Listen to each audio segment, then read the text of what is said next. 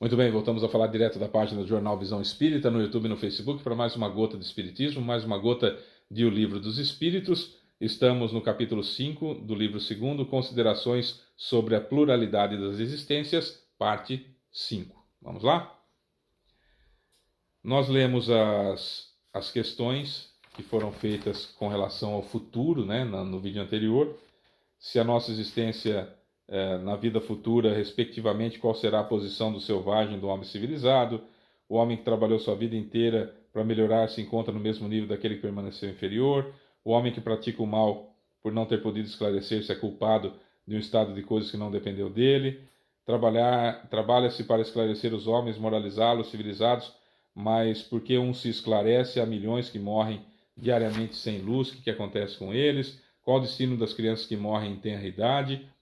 Kardec foi fazendo essas perguntas para a gente entender que a pluralidade das existências é a justiça divina em andamento.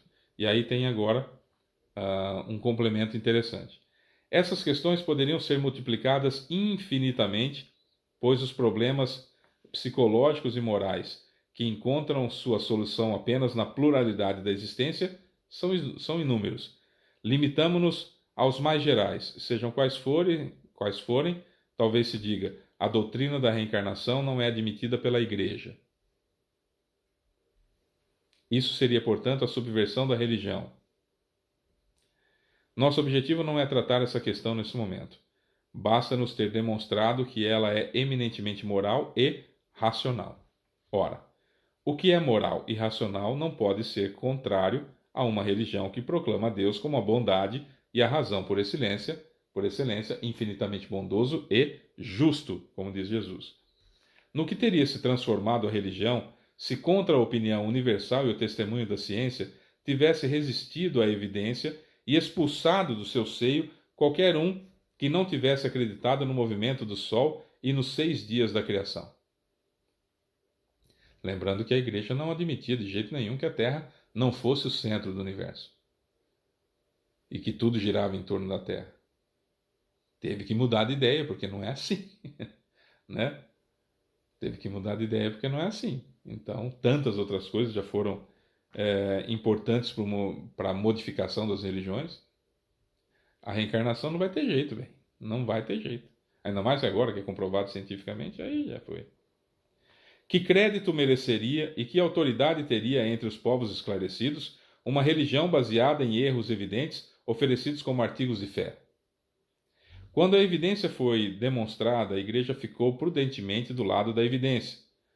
Se está provado que certas coisas existentes seriam impossíveis sem a reencarnação, se certos pontos do dogma somente podem ser explicados por esse meio, será preciso admitir e reconhecer que o antagonismo entre essa doutrina e esses dogmas é apenas aparente.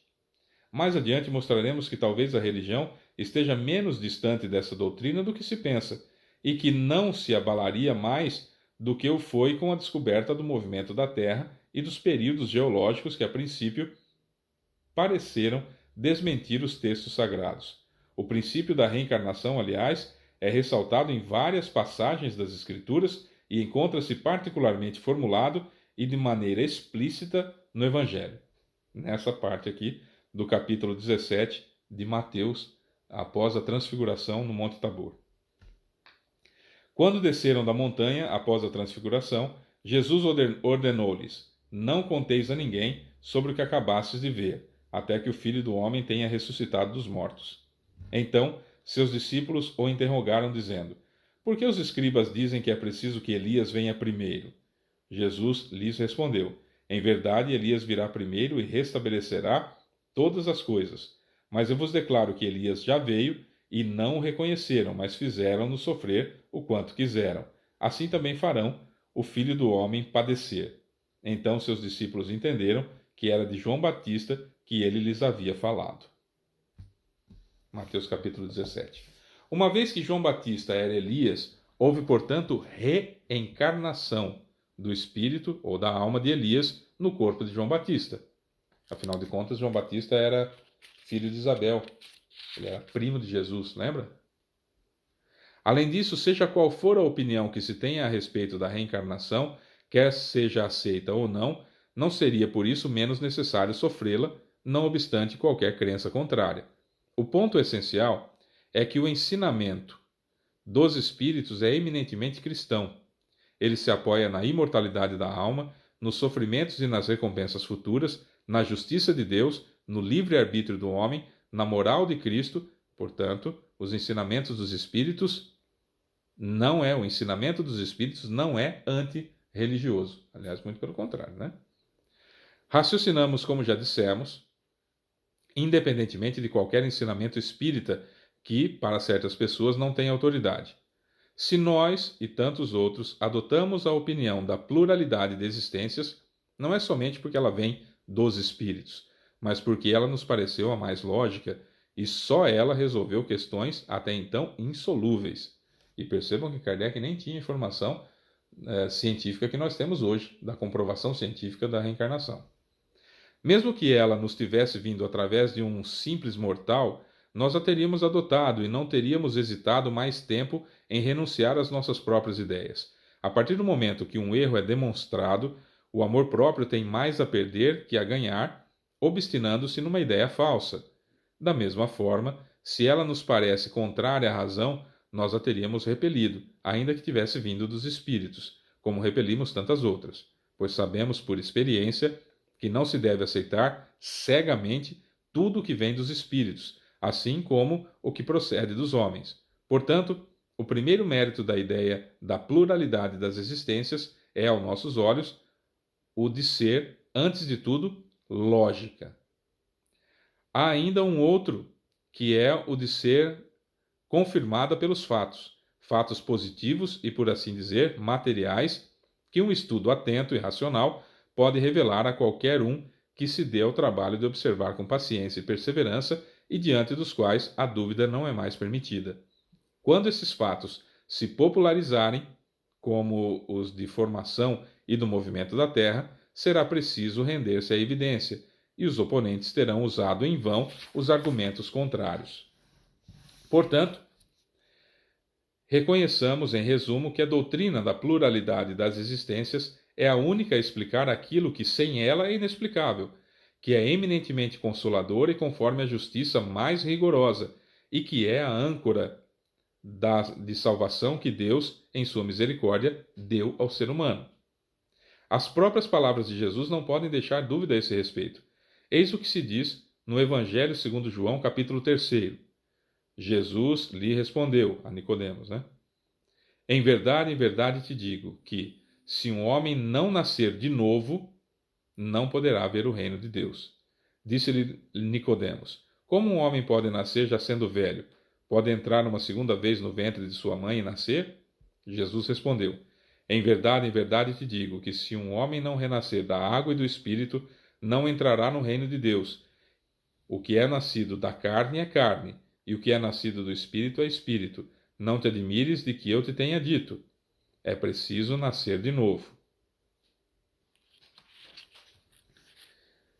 Quando Jesus fala aqui da água e do Espírito, é porque acreditava-se naquela época que tudo começava através da água. A água simbolizando aqui especificamente matéria, reencarnação. E o Espírito mergulhar de novo na carne, nascer de novo. Claramente é isso. Durante muito tempo, creu-se, acreditou-se, que se tratava de uma alusão ao batismo, e que Jesus estaria falando do batismo, que nascer de novo seria jogar uma água na cabeça da criança, ou mergulhá-la num rio, ou numa piscina, enfim, aquela situação toda teatral que a gente vê em algumas igrejas, até ridículas a certo ponto, né? Acreditou-se durante muito tempo que era isso, até se entender aquilo que Jesus quis dizer, que só com o avanço tecnológico, o avanço da cultura, o avanço das informações pode resolver, né? Então nós precisamos da evolução. E certas coisas não são possíveis hoje, em 2023, que nós entendamos tudo, mas que daqui 10, 15 anos vai ser absolutamente normal. Por isso que às vezes eu estou lendo aqui um pedaço do Livro dos Espíritos, falando com vocês, e aí eu digo assim: mas isso foi na época de Kardec, em 1857, no século XIX, nós estamos no século XXI. Hoje já tem muita coisa. Kardec explicou tudo isso aqui, um capítulo inteiro sobre considerações sobre a pluralidade das existências, para a gente entender na lógica e falar assim, perfeito, a única possibilidade de existir justiça divina, como Jesus disse que Deus é infinitamente bondoso e justo, é existindo a reencarnação. Então, hoje a gente sabe que existe, né? Então hoje fica mais fácil. Alguns anos depois, 2 séculos, um século e pouco depois, a gente fala assim, Kardec, valeu, você fez um esforço extraordinário, muito obrigado, mas hoje é só entrar no Google, eu vejo lá que as pesquisas comprobatórias da reencarnação espalhadas por todo mundo. Então a gente sabe que existe a reencarnação hoje, e que a justiça divina é perfeita porque existe a reencarnação. Mas se ele não tivesse feito esse tipo de trabalho, não teríamos as comprovações científicas, não teríamos as pesquisas, porque a evidência é muito grande. O trabalho, quando você lê as considerações sobre a pluralidade de existências de Kardec, se você não acredita, mas é honesto e tem brio, você não acredita, você vai tentar provar que Kardec está errado. E como Kardec está certo, né? Então você descobre, faz a pesquisa e descobre que existe a reencarnação. E isso é ser honesto. Eu não acredito porque eu acho que não é assim. Isso é vaidade, é leviandade, é desonestidade. É diferente. Bom, amanhã nós vamos começar o capítulo 6º, Vida Espírita, em mais uma gota de Espiritismo. Eu sou Fábio Pereira. Um beijo para você que fica. Até amanhã. Tchau.